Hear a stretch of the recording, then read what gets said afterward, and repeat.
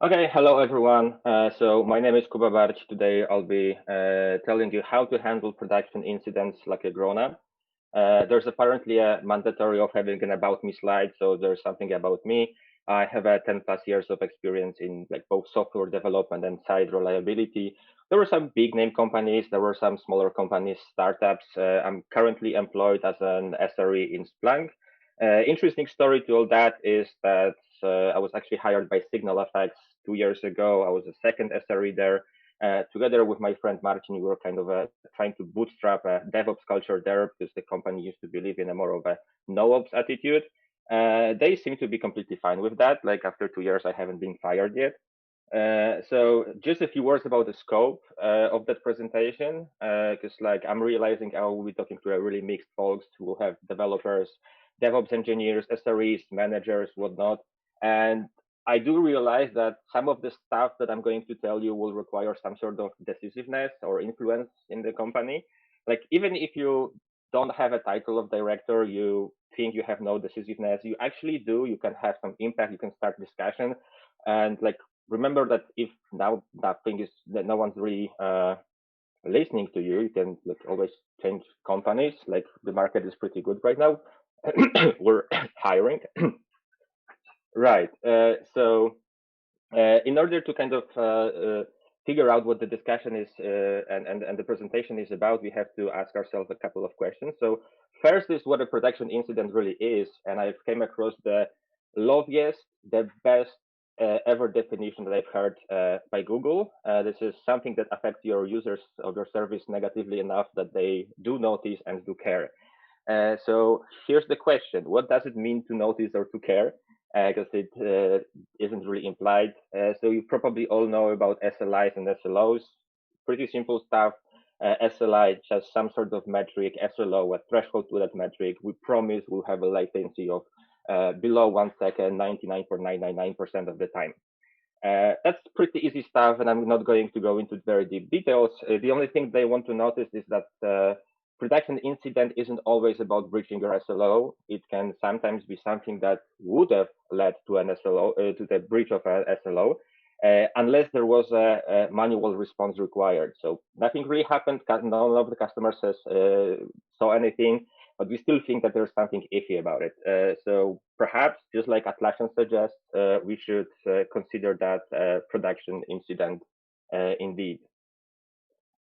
Right. So let's play a little game. What are the causes of incidents? There's a couple of examples that I have prepared for you. So one of the example is that we have an intern that changes config in production rather than in lab. They were supposed to have their console aimed at lab.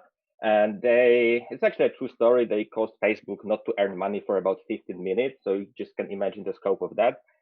Funny story, he actually got an offer, like talking about blameless culture there. Another example, we have some sort of change deployed to prod with the greatest new feature, and it's featuring the best leak in the history of memory leaks, like maybe ever. Another example, one of your customers' data pattern changes, or I don't know, someone's doing a DDoS attack to you. The data pattern isn't like your ingest isn't what you usually would expect. One other example, the AWS deploys a change to their internal system that causes network partition. And that's actually a big shout out to the 10th of October AWS outage. It was really awesome. 13 hours in front of my laptop. Like another thing that might cause a big outage is you have a big asteroid that suddenly changes its orbit and lands directly on top of AWS's US East 1 region. At some point, we should really ask ourselves, would that really be that bad of a thing? Well, anyway, you probably noticed that anything that happens is a change, and that's the actual cause of the incident. And like, I really hope you have some sort of normal baseline that you could figure out what is normal and what is the unnatural and not unnormal that you can trace back to an actual change that happened. And I don't know, unless you're a follower of a chaos god. So the other part of the presentation, of a title of a presentation, and this is actually what I'm going to focus on, is what does it really mean to be a grown-up? Because that's not an easy question. Neurobiology answers that question that you have to have your frontal lobes fully developed, and this is actually a prefrontal cortex to be exact, but let's just leave it at frontal lobe. So these parts of your brain are developing until the mid-20s, roughly. They're responsible for your personality expression. They are responsibility for your decision making. They're responsible for moderating social behavior, so that you're not a douchebag to everyone else, just as if you were, I don't know, 6, 7, 8. Man, we were mean then. And it's also responsible for planning and kind of seeing the possible outcomes of your actions. This is all why we don't allow 18-year-olds to drink alcohol. I mean, the minors to drink alcohol. This is why you have to be 24 years to drive a motorcycle. This is so that you don't come back to social peer pressure and doing reckless stuff. The problem with that, however, is this is not the whole story. So we have this thing called social impact theory that tells us that we are changing our behavior to accommodate into a group. So you might be a totally different person. You might be a grown-up when you're sitting on your couch, and you might be a completely childish person when you're entering your workplace because everyone else is behaving like that and you just don't want to stick out. This is really important to remember, that you could really not be a grown-up if you're in a completely different environment. So how to handle incidents like a grown-up? Like, I could end the presentation right that. This is really nothing here, just like a recap of things we know and kind of applying this. What does it mean to be a grown-up and what the frontal lobes of our brain tell us? Apply to a different aspect of a kind of ongoing and before and like pre and after outage part. Plan, control your impulses, don't be a douche to other people. It's like as the cliche goes, when you treat others with respect, you will earn respect, or what goes around comes around. Karma is a bitch. All this stuff. Like, at some point, I could really become a coach because I'm doing a 20 slides presentation that I could end after just a 5. Anyway, just for you all meme oriented millennial people, the whole goal of that is you shouldn't be this guy, you shouldn't be that girl. All you want to do in your life is be that guy. We can end. No, we're not ending now. So first step of that is planning ahead. And I've heard the different presenters talking about observability and how you should do that. So I'm not really going into too much details of how you should do observability. It's just kind of applying the ideas of planning ahead and being good with your communication and being responsible, just like an adult, to preparing to an incident. So first and foremost, you should really have a really detailed view into what service is doing. That looks pretty obvious, but you would be surprised how many companies actually don't do that. And again, this is not a sales pitch, even though we do that stuff and we're quite awesome at that. Use whatever, use commercial, use open source, use something like if the definition of a production incident is like you're going below SLO, you have to know what the SLO is, and you have to measure this SLI to figure out when you're below that. Just a couple of hints, really not going into details. Get ECAM. So what we call ECAM is just like a fancy dashboard that is lit in green, amber, and red, depending on the status, so that you could know what is happening. But at the same time, don't rely on ECAM. You can't really afford to hire a person whose only job would be just like sit in front of a screen and telling other people when some stuff turns red. Really going into not too much details. P99 is always better than mean. If you don't know why, just read about long tails. The whole idea of like if one in 100 requests takes 10 seconds and the mean is still in milliseconds, you are really screwed even if you don't know about it. Some stuff that Mike and actually in a previous presentation mentioned, and then he mentioned a lot of that stuff, so not really going into details. Projection is better than thresholds. It's way better to know when something will happen in the future. Like, we're planning ahead. We want to know that, okay, so this thing is going to break in 2 days unless we do something about it, rather than, okay, so you've crossed 75% threshold with your disk usage. What does it tell you about now and the future? Pretty much nothing. Like, threshold-based alerts are rarely a good thing. And again, things about planning to the future. Get automation. Automation is better than handling tasks, which are still better than, as Mike mentioned, as getting paid constantly and constantly. What was it, like 12,000 incidents? Okay. The other part of that I really want to discuss that has a lot to do about being a grown-up is how you approach on-call.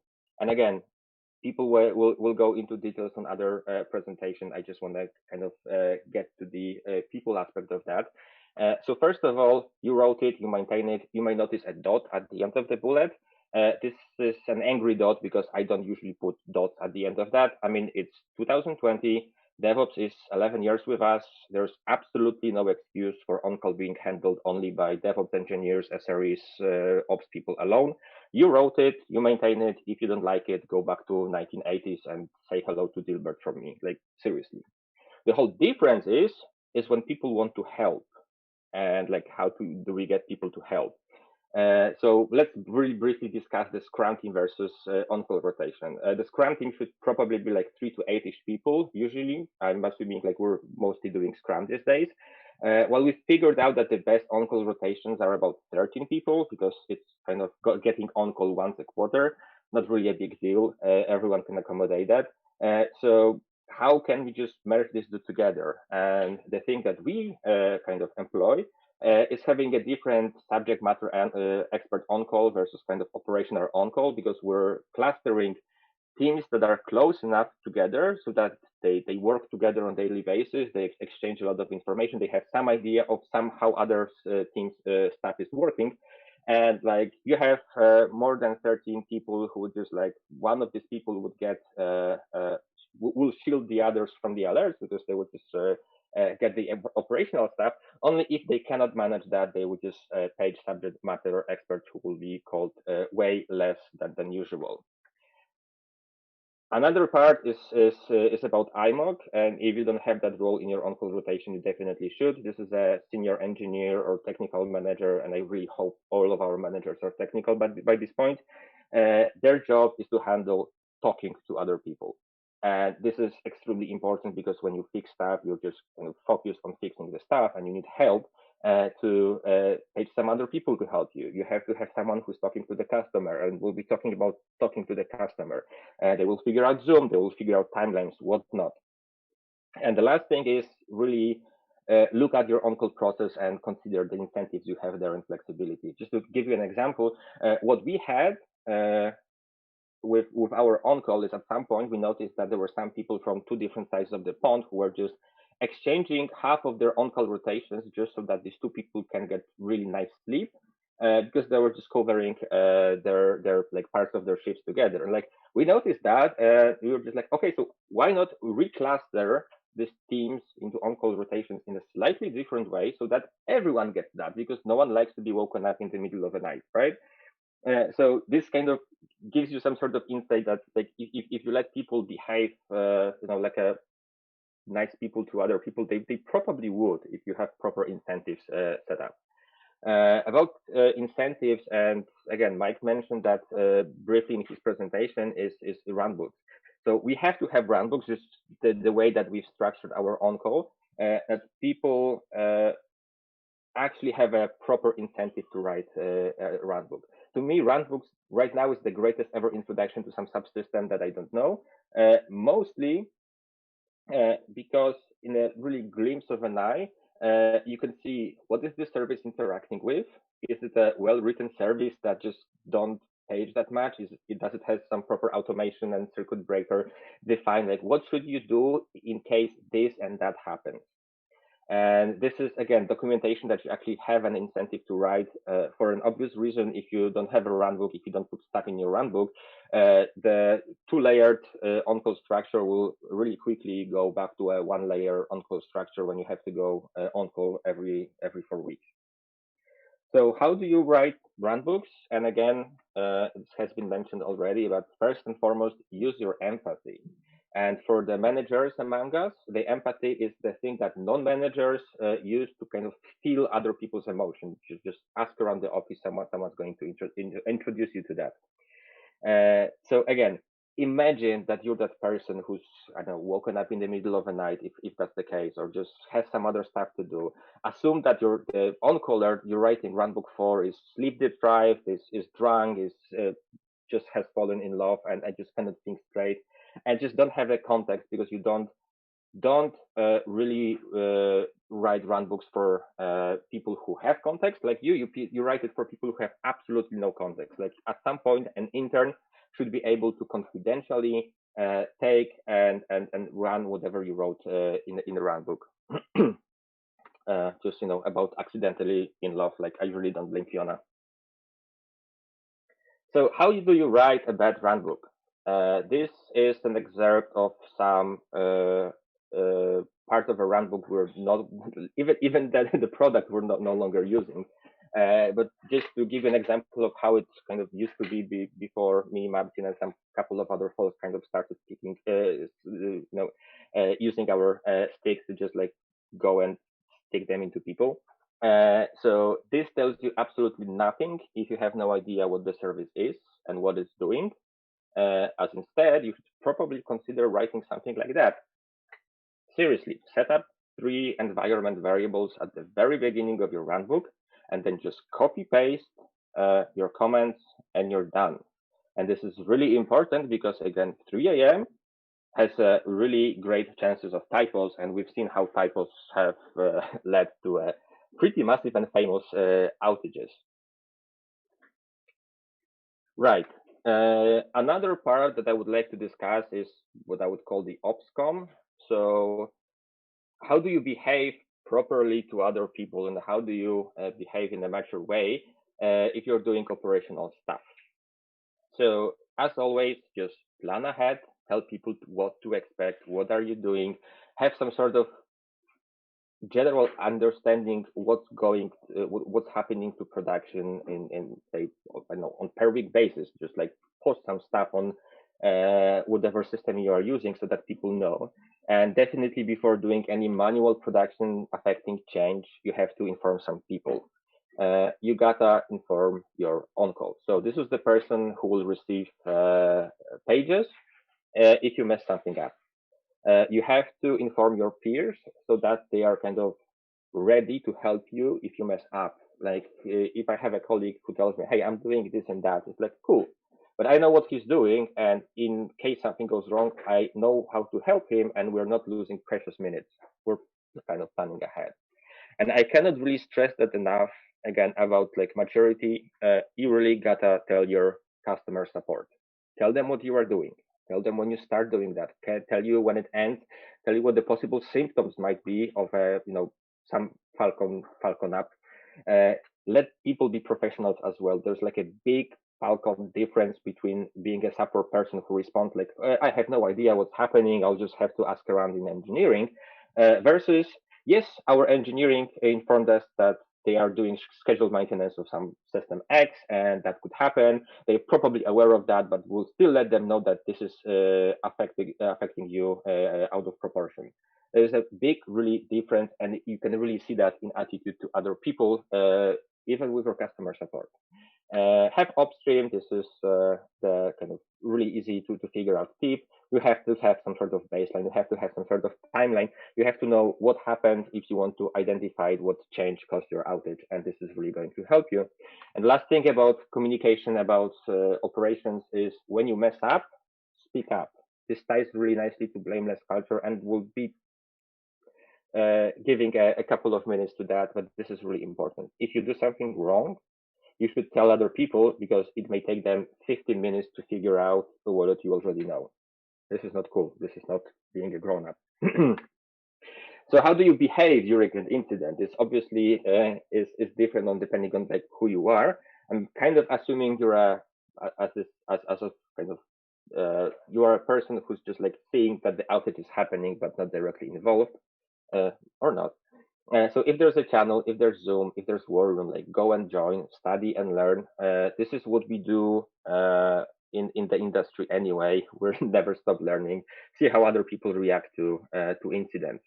Definitely help your colleagues. You might need help someday. And this is like one of the things that I did notice being to big corporations and being the companies with a startup or startup-y feel to them, is that if you have this startup-y feel, you know that you will need help someday. You know that you will want to help people. Like if you have a workplace that when you see somebody else struggling with an incident and just like, yeah, let's talk on them, then it's probably not a good place to grow up in, seriously.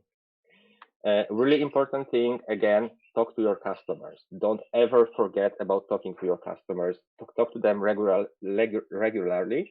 And what we usually do, we have some sort of prepared templates in status page IO. We prepare them in advance because we know what might happen in the future. And if it comes, it's really better to just like click on stuff and tell people what's happening right now rather than spending 10 minutes of how do I frame what is happening right now to our customers. Really, it has to be on a time cadence. 15 minutes if it's a really bad thing happening, 30 minutes if it's just a partial outage. Like if it's just a service degradation, you can leave it to like 45 minutes to an hour, but talk to people. And lastly, if you're a bystander, your great ideas are highly appreciated if they're great. Like just always remember about when you're trying to solve some sort of an issue and then somebody just tells you about a completely random thing and you're completely lost. And we really want to solve the incident faster than not. Incident report, this is also called the postmortem, and we also have, as far as I know, presentations about that. So how do we do that properly? We have to plan to do incident report even during the incident itself. Establish a timeline. Get timeline. If it's a minor thing, you just like write your stuff on Slack and then you have a reference. If it's a big thing, you will have an IMOC there who'll be in charge to actually keeping the timeline.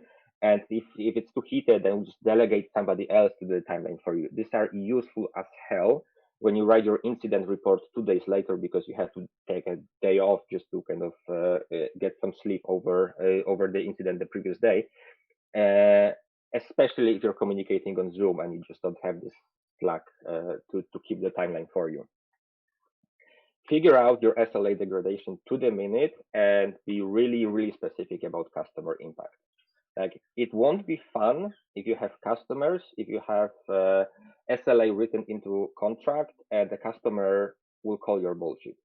They have lawyers, they give you money, you really need money, really be a grown up and be honest with them.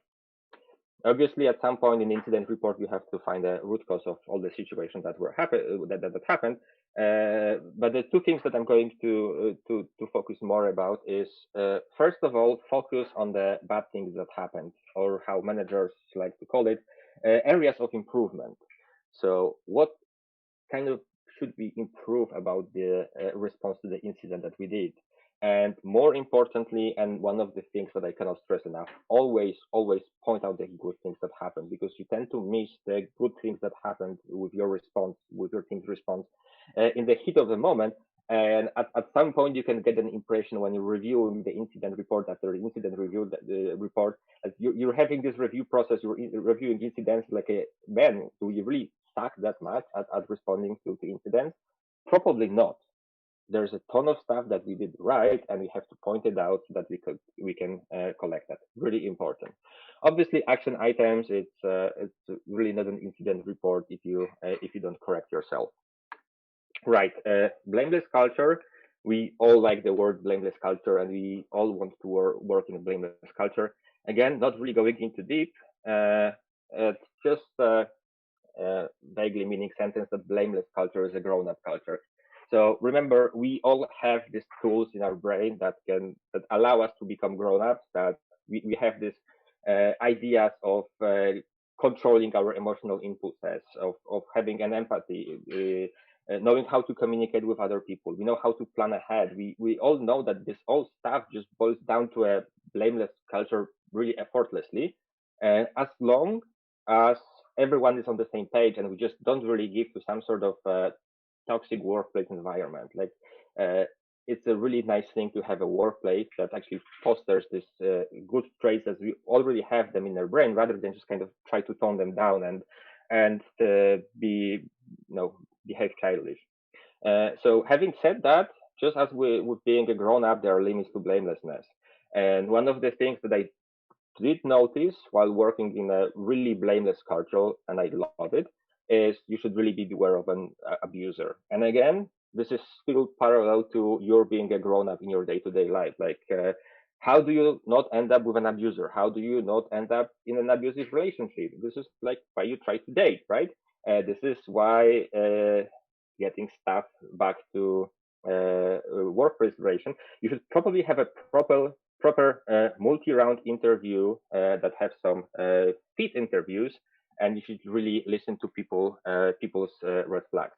And I actually messed up because I really wanted to show you the incident report that we are actually sharing with people when stuff happens and how it should look like. And again, you may notice the date. This is the 10th of October. No, it's actually 9th of October. Sorry about that. AWS network outage.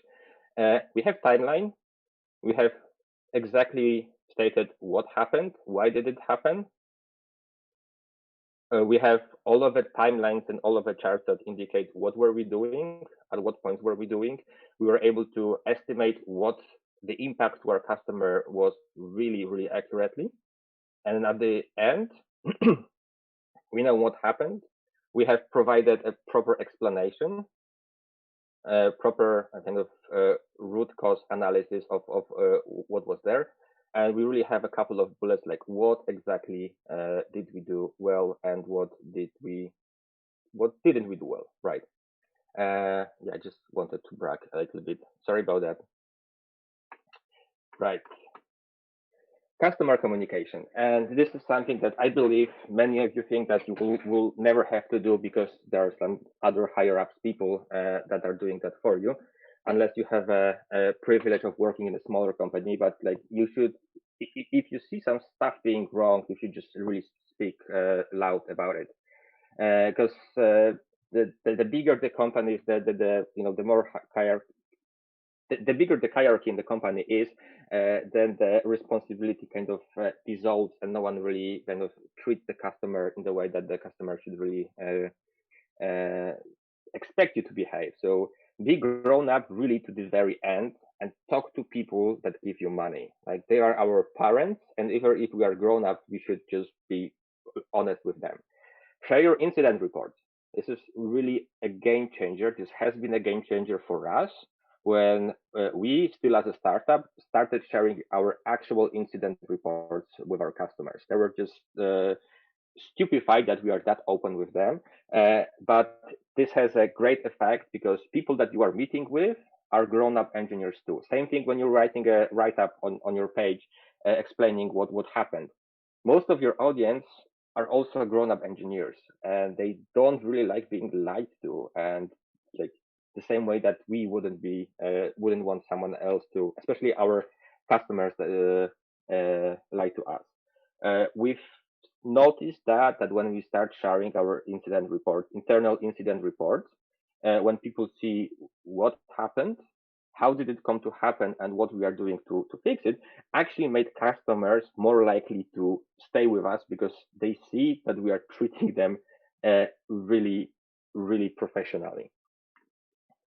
And again, like if the customer doesn't know what's happening, if you don't even post stuff on status page IO, they are really upset. Like you don't want to be flying in the dark, not knowing when some stuff might end. And just again, an example, we are trying to share incidents with some of our customers, telling them exactly what happened and why do we do that, even if in some cases this is not a full incident report because the full incident report hasn't been completed yet. I have like 30 seconds left, so I'm just going to give you a really quick personal outage reactions ranked. So really look it up, the Cloudflare reaction for an incident of the 2nd of July 2019. The famous regex of death that just shut down Cloudflare for 30 minutes. Their response is amazing. You could spend like hour and a half reading through that. They have a separate appendix just to explain how on earth could how did it work that the regular expression kind of broke their site completely. There is AWS, which is slightly less good because it's just kind of a wall of text, slightly more technical and without that much attention to detail, but it's still nice. I mean, you have Slack. Every time Slack is down, they tell you that they are down. What are they doing? Even with status page. This is the kind of the level, the minimum level that we all should strive to. And well, there are more positions on the list, as you can tell. And lastly, but not least, you shouldn't be British Airways, like ever. And for those of you who don't remember, 2017, they had a massive outage, leaving 75,000 customers on Heathrow and Gatwick airports without much help. And what they did, they blamed everything on a single engineer that the tabloids were able to find by name. And no one really took that much of a blame. No one really knows what happened until like these days, as far as I know. There were just like lawsuits going around. So just to recap, you already have the traits that make you an adult, really useful in your workplace. The planning, the modeling, the predictive of outcome, the inhibition of aggressive and reckless behavior, the proper communication, and empathy, you already have that. It's just like notice if the workplace you're working in tries to inhibit this trait and just act against it, because like we're all grown-ups. We could just apply the same rules that we apply in our day-to-day life to our workplace. Thank you for your attention, and a special round of thank yous to Google and Atlassian, who are doing an amazing job and pretty much telling the very same story that I am telling you right now, only online. Go and read. This is really, really going to help you. Thank you. Janusz?